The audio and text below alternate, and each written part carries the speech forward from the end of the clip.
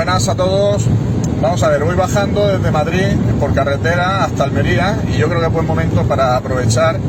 y grabar un vídeo que lo voy a titular El nuevo orden mundial contra el tercer Elías, ¿vale? Yo creo que os puede resultar muy interesante si lo hago bien y voy a intentar hacerlo de forma resumida porque, como siempre pasa, se podrían decir mil cosas y sería el vídeo demasiado largo, ¿vale? Quiero hablar de los 144.000 que dice la Biblia que, bueno, es el pueblo de Dios que tiene que dar el último gran mensaje en la humanidad al final de la historia. Y según la Biblia, según el libro de Apocalipsis, pues este pueblo es muy especial, no voy a entrar en los detalles, pero sí que narra el libro de Apocalipsis que este pueblo de Dios del tiempo final, que tiene que dar un gran mensaje para que mucha gente se salve en el mundo al final de la historia, tiene, según el libro de Apocalipsis, 3 enemigos, ¿vale? Estos 3 enemigos son el dragón, la bestia y el falso profeta, ¿vale? Podéis ir al libro de Apocalipsis vosotros mismos y ahí vais a encontrar pues que aparecen estos 3 personajes: el dragón, la bestia y el falso profeta. ¿Por qué llamo esto el nuevo orden mundial contra el tercer Elías? Vale, no puedo entrar a explicaros de dónde sale y por qué esto es así, pero estos 144.000 que viven al final de la historia y que son perseguidos por este sistema del dragón y la bestia y del falso profeta al final de la historia, son lo que se llama bíblicamente el tercer Elías, ¿vale? En la historia bíblica, el verdadero y auténtico profeta Elías, obviamente, vivió en los tiempos del Antiguo Testamento, y dice la Biblia que alguien más, por un par de veces, tendría que venir a lo largo de la historia en el espíritu y en el poder de Elías, ¿vale? En el mismo espíritu que manifestó Elías y con el mismo poder de Dios que vino el profeta Elías, pues 2 veces más en la historia se tendría que manifestar. Sabemos que la primera manifestación, o la segunda manifestación, mejor dicho, de Elías fue Juan el Bautista. Eso se sabe y además está en palabras del propio Jesús. Y sabemos también, los que estudiamos la Biblia, se sabe que el tercer Elías pues es no una persona, sino es ese pueblo del final de la historia que tiene que luchar contra el sistema de Satanás y dar el último gran mensaje de amonestación al mundo para que, bueno, la inmensa mayoría de la gente lo va a rechazar, pero la gente que entienda las cosas que van a predicar valientemente, los 144.000, pues muchos de ellos se van a salvar, ¿vale? Gracias a esa predicación va a haber una gran persecución, van a acontecer escenas tremendas al final de la historia, pero gracias a esta controversia y a esta guerra final, pues mucha gente se va a salvar. Sobre los 144.000 y estos 3 enemigos que tiene, podemos decir que el dragón, recordemos, dragón, bestia y falso profeta. El dragón representa a los poderes políticos de este mundo. Incluso podríamos hablar de que el dragón representa a este nuevo orden mundial, todos los líderes políticos, incluso podríamos hablar de empresas y toda la sociedad unida en este empeño de hacer un nuevo sistema. Pues la Biblia lo simboliza como el dragón, ¿de acuerdo? Esto sería el dragón, el poder civil o la política o el rey, que ya veremos por qué digo la palabra rey, Y también tener muy en cuenta que tiene mucha relación con el espiritismo, ¿vale? El espiritismo, porque en la cima del todo, este nuevo orden mundial que se está realizando, hay una conexión por medio del espiritismo con entidades que no son humanas, son demonios, y son los que están dirigiendo toda esta obra del mal, ¿de acuerdo? La bestia es un poder religioso que ya gobernó en el pasado, en la Edad Media, encarnado por la Iglesia Católica, por el Papado Romano, y al final, en Europa, pues este poder va a resucitar, y digamos, esto que se está generando de la Unión Europea, al final va a ser dirigido de nuevo por el Papado Romano, y además es muy importante porque este Papado Romano va a llegar a dirigir incluso a lo que es el dragón y a lo que es también el falso profeta, que ahora hablaremos del falso profeta, ¿vale? Acordaros, la bestia es el Papado Romano, ¿de acuerdo? Y el falso profeta, me duele mucho decirlo, pero el falso profeta son las iglesias protestantes en los Estados Unidos, que digo que me duele mucho decirlo porque a lo largo de la historia el protestantismo ha sido muy importante para traer este paréntesis de libertad del cual hemos gozado en la historia desde que cayó el papado en la Edad Media. Pues las iglesias protestantes o la reforma protestante fue totalmente fundamental para traer esta apertura, este redescubrimiento de la Biblia y esta apertura, esta libertad de conciencia que ahora está pegando sus últimos coletazos y está a punto de acabar, ¿eh? Desgraciadamente la Biblia dice que al final de la historia el falso profeta en los Estados Unidos hará una imagen del sistema de la bestia, del papado, igual que en la Edad Media, y entonces forzará a los poderes políticos de la nación de los Estados Unidos, que será la nación, cuando ocurra esto, seguirá siendo la nación más poderosa de la Tierra, y este falso profeta influirá sobre los políticos, como estoy diciendo, para que se elimine la libertad de conciencia y se convierta de nuevo en un poder perseguidor, pero aunque empezará en los Estados Unidos ejercerán su influencia para que ocurra en todas las naciones exactamente igual, ¿vale? Por eso se dice la Biblia que el falso profeta influirá sobre el dragón o tomará la forma del dragón para hacer una imagen de la bestia y hacer que todo el mundo adore a la imagen de la bestia, rindiendo homenaje y culto a la bestia, porque dice la Biblia, dice el libro de Apocalipsis 13, que lo hará en presencia de la auténtica bestia, ¿vale? Bueno, pues dicho este resumen, voy a hablar del primer Elías, ¿vale? Para que comprendáis lo importante que es estudiar la Biblia y las historias que narra la Biblia para entender lo que está pasando y lo que va a pasar al final de la historia. El primer Elías, tanto el primer Elías como el segundo Elías tenían una misión en tiempos de total apostasía de Israel, en el primer Elías, de Israel también, o del mundo de los judíos, en el segundo Elías, pues tenían la misión de reconvertir a muchas personas dentro de un sistema totalmente corrupto y caído y totalmente metido en el pecado. Pues tenía la misión de rescatar a buena parte del pueblo para que siguiese los mandamientos de Dios y saliese de los errores y de toda la corrupción que había en la sociedad, ¿vale? Exactamente igual pasó con Juan el Bautista, con el añadido de que la misión de Juan el Bautista era preparar un pueblo que fuese digno y que estuviese a la altura de la inminente venida de Jesús al mundo, y si no llega a ser por la obra del Espíritu Santo y inspirando y moviendo todas las acciones de Juan el Bautista, pues Jesús seguramente, por mucho que hubiera intentado hacer, hubiera conseguido convencer a muy pocas personas, porque el estado de pecado y de corrupción del mundo era muy grande, ¿vale? Digamos que la obra de Juan el Bautista, inspirado o dirigido por el Espíritu Santo, por todos los ángeles del cielo,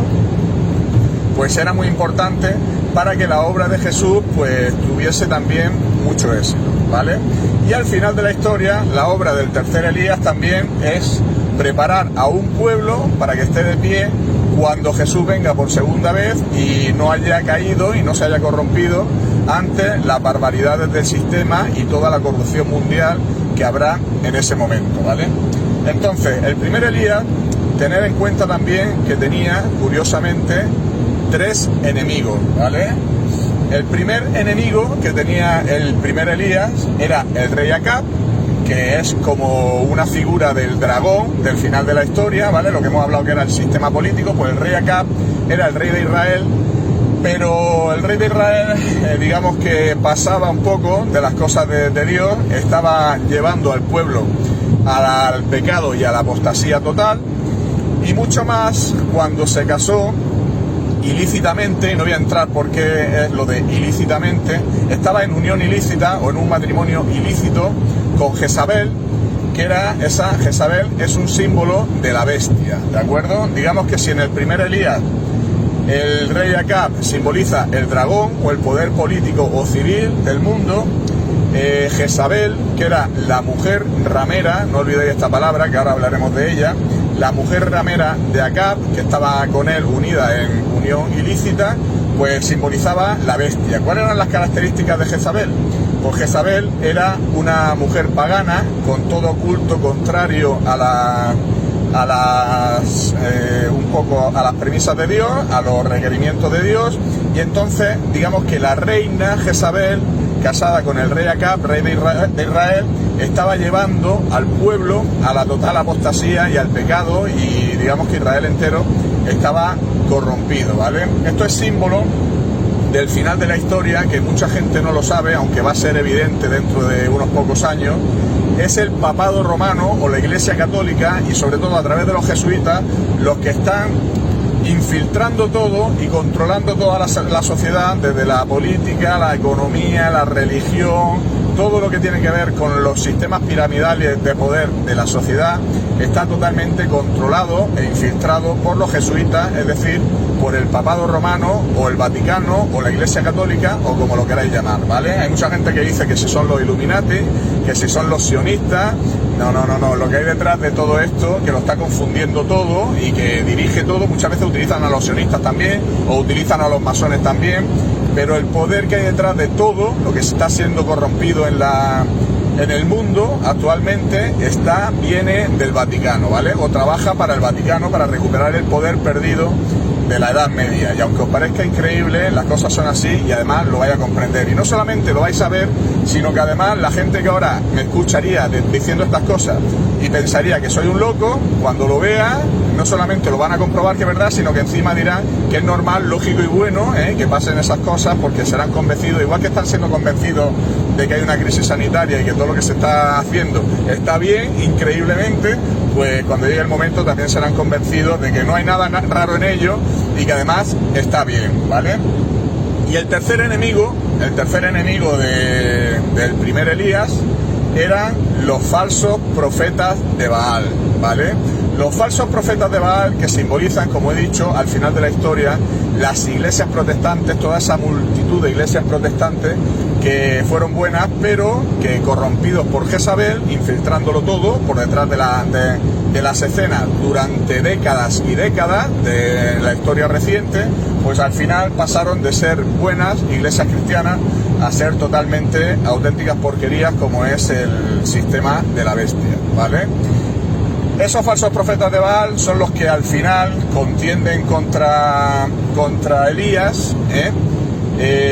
pero los falsos profetas de Baal estaban controlados, como digo, por Jezabel, que era la reina ramera y apóstata que estaba controlando al rey Acab, ¿vale? Esa es la esencia de la historia de Elías. Si pasamos al segundo Elías, igualmente Juan el Bautista, si veis la historia bíblica en los evangelios, no habla mucho de la historia de Elías, sí habla sobre su propósito y su misión, pero no habla mucho. Pero sin embargo aparece que tiene tres enemigos, por eso es el segundo Elías, y por eso el tercer Elías va a tener también tres enemigos, para que todos los que estudiamos la Biblia sepamos lo que va a pasar al final de la historia. Y las dos primeras historias ilustran lo que tenemos que, si nosotros nos toca el, entre comillas, privilegio de formar parte de ese pueblo de Dios al final de la historia, pues tenemos que aprender de las dos primeras historias de Elías para saber lo que va a pasar con nosotros al final de la historia y tener la fe suficiente para soportar las durísimas pruebas que vamos a sufrir, a pesar de que Dios invisiblemente va a estar todo el rato de nuestro lado y al final de la historia va a intervenir para salvarnos de nuestros enemigos, ¿vale? No os olvidéis de estas cosas. ¿Cuáles son los tres enemigos del segundo Elías de Juan el Bautista? Pues si miráis los evangelios, el primer enemigo es el rey Herodes, el dragón, o el rey Acab, que es lo mismo, que estaba casado ilícitamente, de forma que no correspondía, porque me parece, creo recordar que era su segundo matrimonio, tenía otra esposa, en fin, que digamos que de forma ilícita se unió a la ramera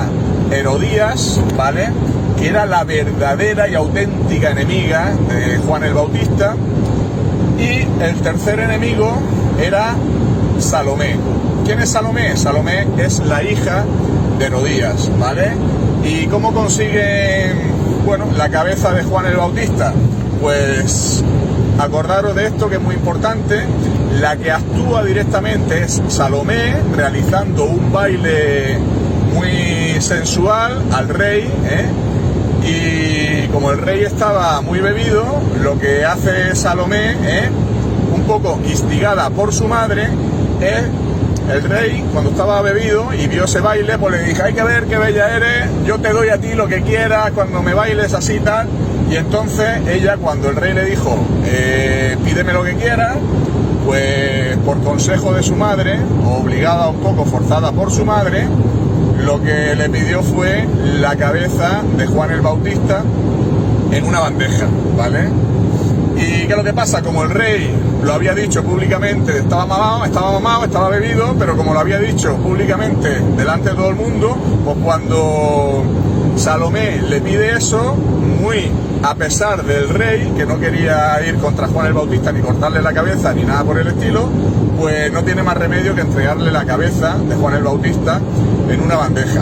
Tened en cuenta que siempre el patrón es este, ¿no? Como si el rey fuese un poco tonto al helado y se estuviese dejando influenciar por los otros dos, que son Herodías y Salomé, o que son Jezabel y los falsos profetas de Baal, y al final, como el rey es tonto, es corrupto, es un mindundi, pues la que mueve los hilos es la bestia, ¿vale?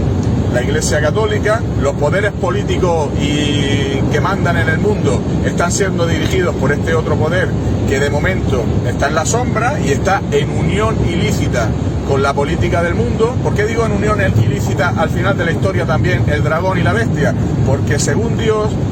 no se tiene que mezclar las cosas del César, las cosas de la política, no se tienen que mezclar nunca con las cosas de la religión. Y cuando se mezclan la Iglesia y el Estado, que es lo que busca siempre el catolicismo romano, lo que ocurre es que el mundo entra en desastre, en persecución, en falta de libertad de conciencia, y entonces por eso la Reforma Protestante fue muy importante para sacarnos de la Edad Media. Y por eso los Estados Unidos, que siempre han tenido como uno de los parámetros fundamentales en su Constitución la separación de la Iglesia y el Estado, aunque era un país cristiano, pues eso ha traído sobre el mundo, el dominio de los Estados Unidos sobre un periodo de nuestra historia, ha traído un paréntesis de libertad que es justamente lo que está a punto de terminar, ¿vale? Entonces, bueno, por recordar eso, que al final la que actúa es Salomé. Al final, con quien tiene el conflicto el primer Elías es con los falsos profetas de Baal, y al final de la historia, por mucho que la auténtica mala, malísima sea la bestia,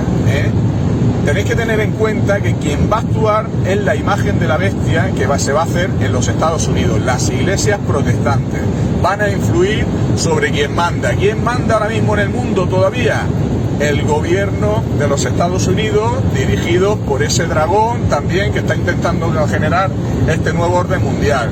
No tenemos que estar tan atentos de momento a lo que pasa con el Vaticano, ¿vale? Aunque son los que están moviendo todos los hilos detrás de la historia, de la última historia reciente que estamos viviendo en nuestro mundo. Donde tenemos que poner la mirada es en lo que pase en los Estados Unidos. Por eso cuando veo que se ganan unas elecciones pues con el tongo que ha habido, yo ya ni me posiciono con uno y con otro, porque allí está todo el mundo controlado. Pero cuando veo que están pasando cosas extrañas en Estados Unidos,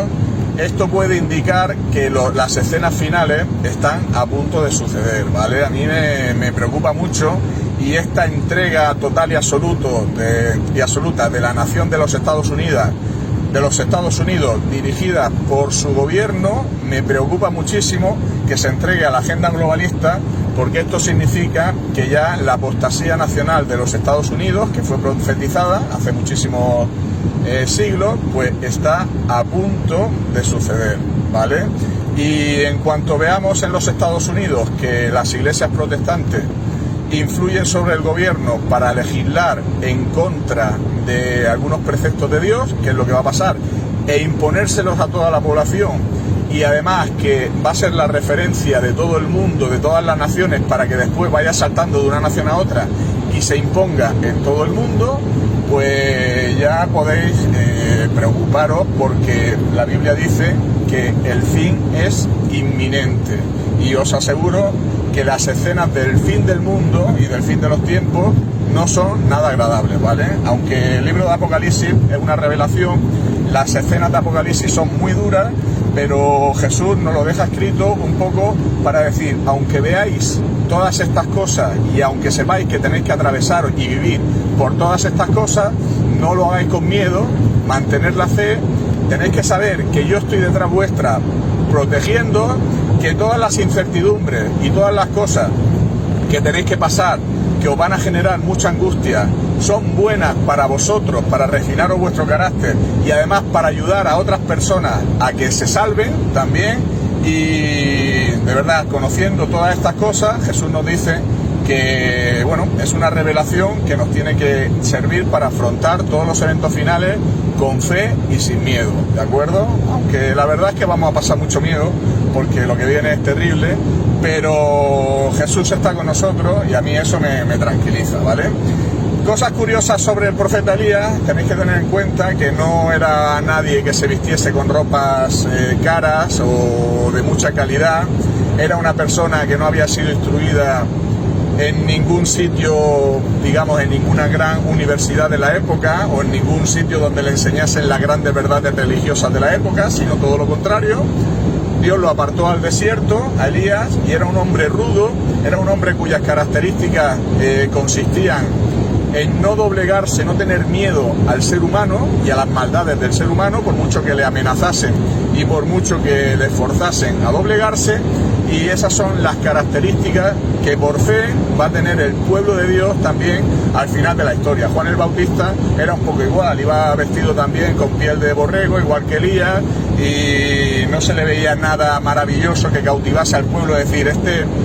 tiene que ser un pastor súper reconocido y encumbrado, y además se nota que ha estudiado en los mejores sitios y tiene un conocimiento. No, era una persona llana, incluso un poco bruta y tosco de carácter y muy directo, y no le temblaba el pulso para denunciar las corrupciones y las maldades que iban a hacer tanto el dragón como la bestia como el falso profeta. Y al denunciar las maldades del mundo, obviamente contra Elías el primero y el segundo Elías y los 144.000 al final de la historia, al denunciar toda la corrupción que está habiendo en el mundo, se va a levantar automáticamente, como siempre ha pasado contra los cristianos a lo largo de toda la historia, se va a levantar la oposición, ¿vale? Bueno, yo creo que podría contaros muchísimas cosas más. Bueno, me queda por deciros, porque os dije que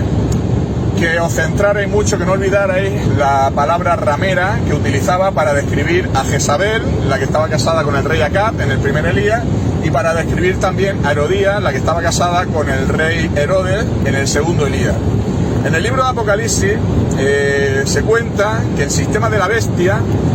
está dirigido por una mujer ramera, la gran ramera, la madre de las rameras y las abominaciones de la tierra. El sistema de la bestia, que es un sistema político y religioso, que ya estuvo, como digo, en la Edad Media y volverá a estar como dirigiendo el gobierno mundial, es un sistema en el cual su líder es un líder político, es jefe de Estado y es líder religioso. Y dice, una mujer en el libro de Apocalipsis es símbolo de una iglesia. La iglesia pura, la mujer pura que aparece en Apocalipsis 12, es la iglesia pura de Dios en la tierra que habrá al final de los tiempos, bueno, a lo largo de toda la historia, pero digamos que la mujer pura simboliza la iglesia pura de Dios en la tierra. Y la mujer ramera, la gran ramera de Apocalipsis 17, aparece la gran ramera que monta la bestia, es también una mujer, pero apóstata, que abandonó a su Señor, que dice ser cristiana, pero no es cristiana, ¿vale? Y dice Apocalipsis que esa mujer, esa iglesia apóstata, monta el sistema de la bestia, que es ni más ni menos que la bestia, famosa bestia 666, que va a levantar todo el problema este de la marca de la bestia y todo este tipo de historias, ¿vale? En fin, ahí lo dejo para que sepáis un poco atropelladamente, porque estas cosas, dar todos los detalles cuesta mucho tiempo y trabajo explicarlo en muchísimas conferencias que seguramente no veríais, pero espero por lo menos levantaros un poquito la curiosidad sobre lo que cuenta la Biblia, sobre los eventos de toda la historia, sobre lo que va a pasar al final de la historia y toda la mierda enorme, gorda, gordísima que estamos viviendo ya para engañar a toda la humanidad y traer, cuando los problemas y los desastres sean ya calamitosos, traer, con la excusa de arreglar los desastres, este nuevo orden mundial, este gobierno mundial, que es falaz y mentiroso, de Satanás, y van a engañar a la inmensa mayoría de la población. Ahí lo dejo, chicos, ¿eh? Voy a lo mejor, si decido ahora, grabo otro vídeo. Venga, besos y hasta luego.